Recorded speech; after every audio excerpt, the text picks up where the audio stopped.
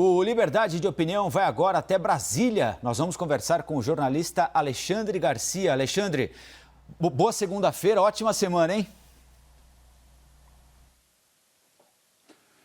Ótima semana para todos nós e que todos nos preparemos para a primavera que começa amanhã. Sem dúvida. Vai chegar a primavera amanhã, 10h30 da manhã, aqui durante o novo dia ainda. Bom, Alexandre, nosso primeiro assunto é o seguinte: a Câmara dos Deputados deve retomar hoje a votação do novo Código de Trânsito. É um texto que prevê várias alterações no código, um deles, por exemplo, o aumento do número de pontos necessários para a suspensão da CNH para quem não comete faltas gravíssimas. Quem comete faltas gravíssimas será suspenso com 20 pontos, quem não comete com 40. Outra alteração importante, o prazo de validade de 5 para 10 anos para quem tem até 50 anos. O texto da alteração no Código de Trânsito voltou do Senado com punições mais severas para quem dirige bêbado, para quem dirige embriagado. A intenção do Planalto é apresentar o novo Código de Trânsito, sancionado pelo presidente, com alterações ou não, nos próximos dias durante a Semana Nacional de Trânsito. Alexandre, qual é a sua opinião sobre a proposta que o governo apresentou ao Congresso Nacional, sobre as alterações que o Congresso está fazendo no Código Nacional de Trânsito? Você acredita que essas leis vão ficar mais brandas, vão ficar mais rigorosas para quem dirige embriagado? Qual é o balanço? Bom, a gente vê que a intenção foi aliviar os profissionais do volante, né? Mas preocupa também. Olha, eu estou metido nisso desde antes de ser jornalista, né? Eu já estudava trânsito, mandava cartas para os jornais de Porto Alegre sobre o Plano Dúlios, que mudou o trânsito de Porto Alegre. Hoje, Severo Dúlios é o nome de uma avenida lá em Porto Alegre. E participei aqui em Brasília, né, botando a TV no assunto da faixa de pedestre, né? Tivemos um governador muito bem intencionado, o Cristóvão Buarque, o Coronel Azevedo na PM, o Miura no Detran, um psicólogo, e o Coronel um cobrador vigilante. Botou um policial em cada faixa de segurança, né? Em cada faixa de pedestre, né? Faixa de pedestre é a faixa, o dono é o pedestre. O carro, se quiser passar, tem que pedir licença para o pedestre, né? Se o sinal estiver aberto para o pedestre, então nem pensar. Bom, introduziu-se a faixa de pedestre porque pela fiscalização e punição, né? Isso é que pode faltar, né? Um grande prócer do trânsito nesse país foi 5 anos diretor do trânsito da então Guanabara, o Celso Franco.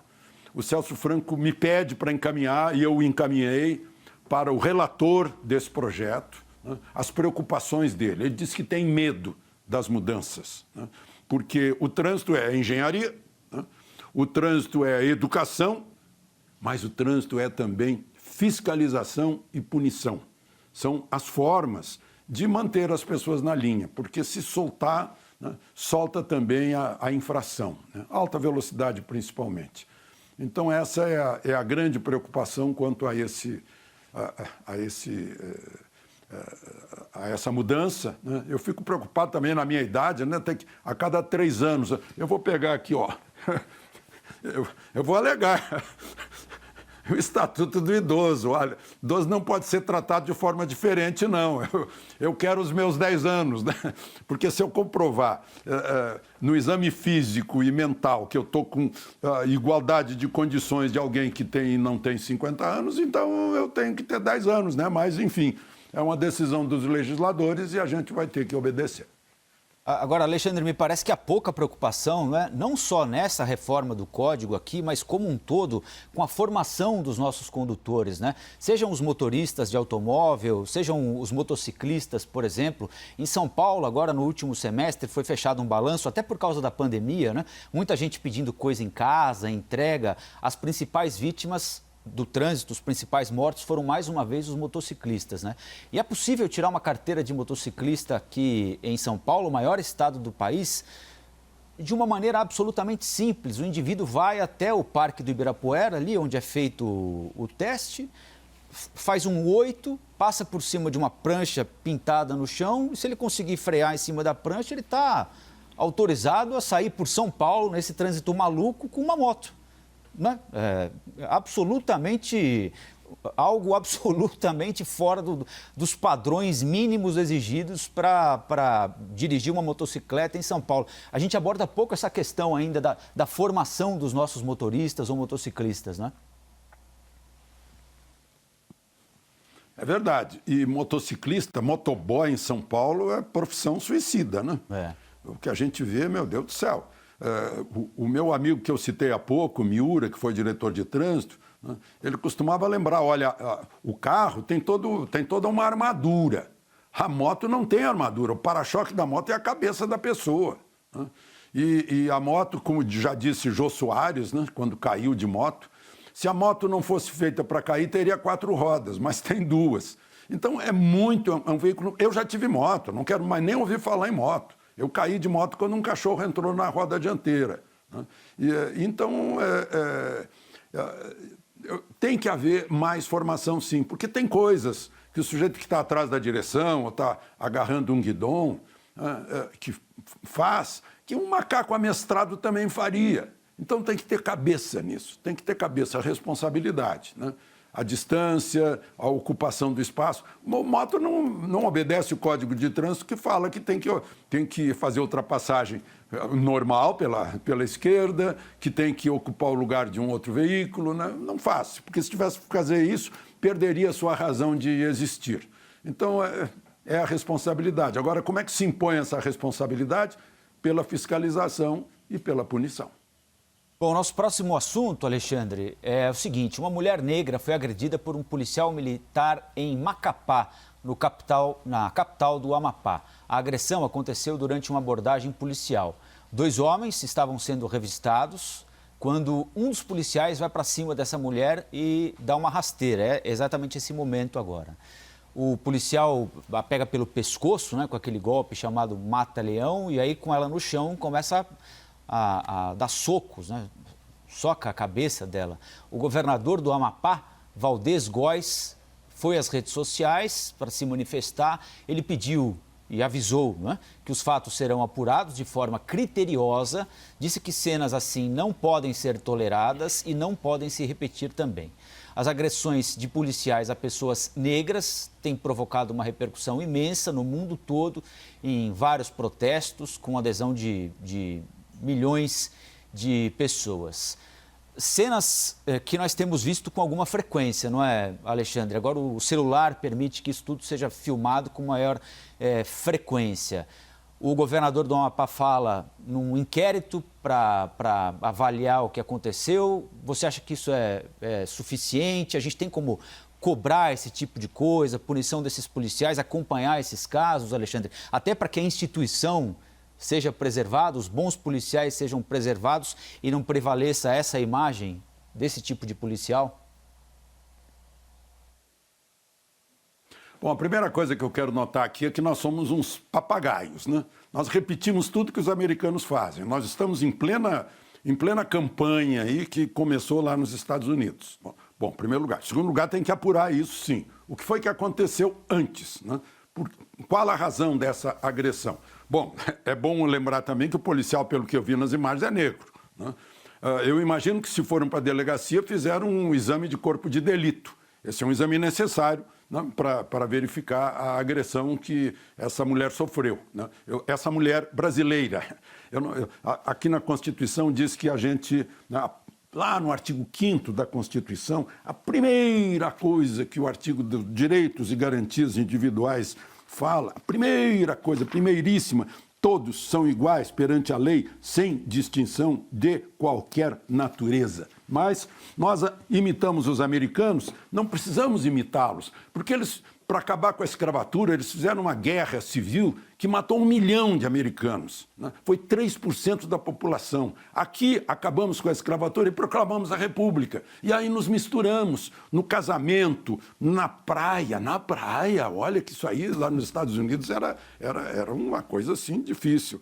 Na praia, no carnaval, na fábrica, na loja, no bar, né, nos misturamos. Né? A gente não sabe mais quem é mestiço, quem não é mestiço aqui no Brasil. Todos somos brasileiros. Né? Agora, agridem.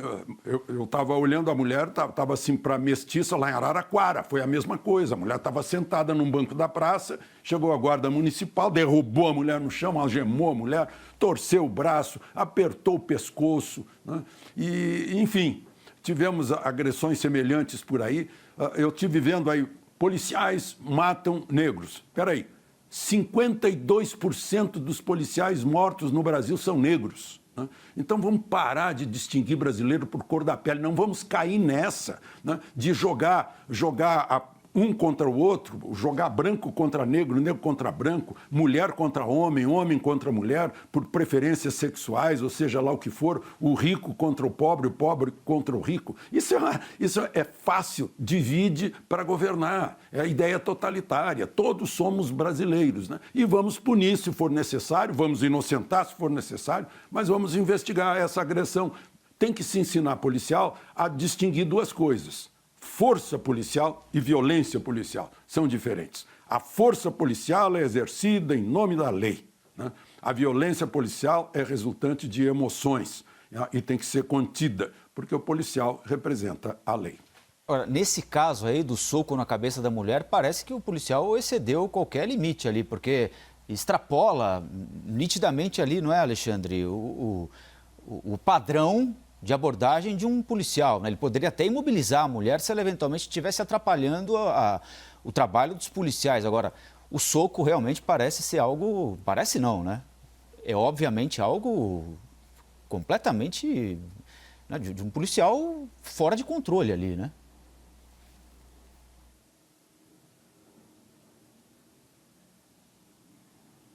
É por isso que tem que fazer o inquérito que está prometido pelo governador. Um grupo de diplomatas e 6 ex-chanceleres brasileiros, entre eles o ex-presidente Fernando Henrique Cardoso, José Serra, divulgaram uma nota com críticas à visita do secretário de Estado americano Mike Pompeo a Roraima. Ele esteve nas instalações da Operação Acolhida, que recebe refugiados da Venezuela. No documento, os ex-chanceleres apoiam o presidente da Câmara dos Deputados, Rodrigo Maia, que definiu na sexta-feira a visita como uma afronta. O presidente da Câmara dos Deputados publicou uma nota em que ele diz ainda que a visita há 46 dias para a eleição presidencial nos Estados Unidos não condiz com a boa prática diplomática internacional. Nós estamos mostrando agora imagens da visita do secretário de Estado americano Mike Pompeo a Roraima com o ministro Ernesto Araújo. De que forma você avaliou essa visita, Alexandre?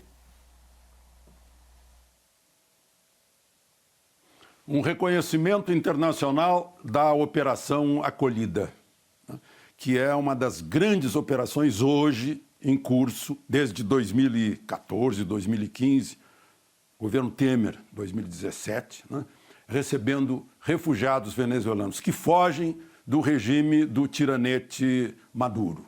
Né. Já tem aí uns 300 mil venezuelanos no Brasil. Claro que eles estão mais na Colômbia por causa da afinidade da língua, da mesma língua, mas por afinidade geográfica, os que estão mais próximos da fronteira, é a primeira fronteira que está com a porta aberta, braços abertos, vamos para lá. São recebidos em 12 unidades de internação em Boa Vista, em 2 em Pacaraima, tem 5.500 venezuelanos agora lá sendo bem tratados, alimentados, tratados de doenças, de prevenção da Covid, e o governo americano entrou com 50 milhões de dólares nisso. Ainda vai entrar com mais 30 milhões. Os contribuintes brasileiros entraram com o correspondente a 400 milhões. Eu acho que o senhor Rodrigo Maia, né, perdeu uma boa chance. Né? Ele é brasileiro, mas nasceu no Chile, que tem 2 prêmios Nobel, né? A Gabriela Mistral e o Pablo Neruda. Perdeu a chance de lançar a Operação Acolhida como candidata ao Nobel da Paz, né? Porque é um grande trabalho. Mike Pompeo foi lá, reconheceu isso, né? E foi muito bem recebido lá, inclusive pelo pessoal da Consolata, que é católica, ele é evangélico, enfim. Eu acho que ele perdeu a chance. Ele conduziu bem a coisa, porque ele, na nota, ele fala na autodeterminação dos povos, na não intervenção, na defesa da paz, né? E pulou de propósito, está lá na Constituição, no artigo 4º também, está lá, antes disso, né? Prevalência dos direitos humanos, isso ele pulou. Depois, repúdio ao terrorismo e ao racismo, ele pulou. Concessão de asilo político, ele não mencionou.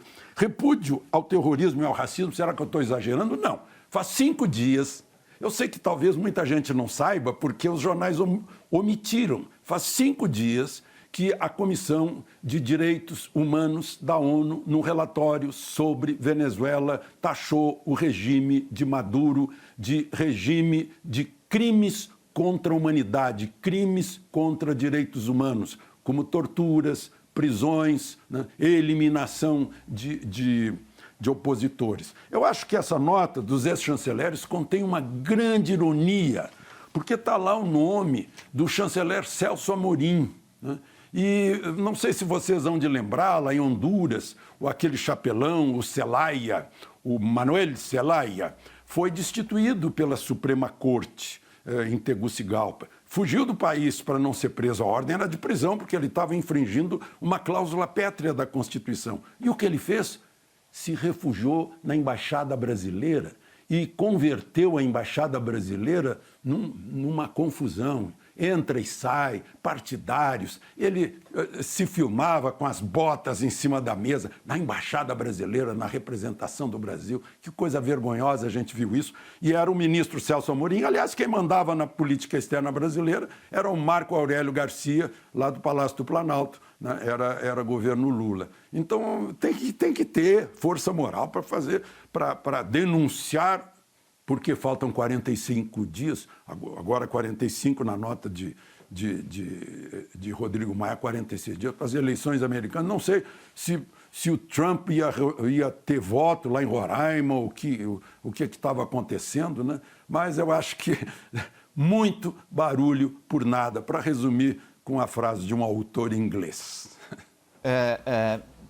Você não concorda, então, com a premissa de que o Brasil está se deixando usar no processo eleitoral dos Estados Unidos, Alexandre, como disseram na nota os ex-embaixadores, o presidente da Câmara, Rodrigo Maia? Claro que não. Não concordo. Foi o que eu acabei de demonstrar, né? Uma bobagem essa nota, né? Que poderiam aproveitar a oportunidade para ressaltar a importância. Como brasileiros, brasilidade, vamos mostrar essa nossa operação acolhida, que é algo de que temos que nos orgulhar pelo nosso espírito humanitário de fraternidade aos irmãos do Norte perseguidos por esse regime. Alexandre, uma boa segunda-feira, uma ótima semana para todos nós e até amanhã, hein? Até amanhã, na primavera. É isso aí.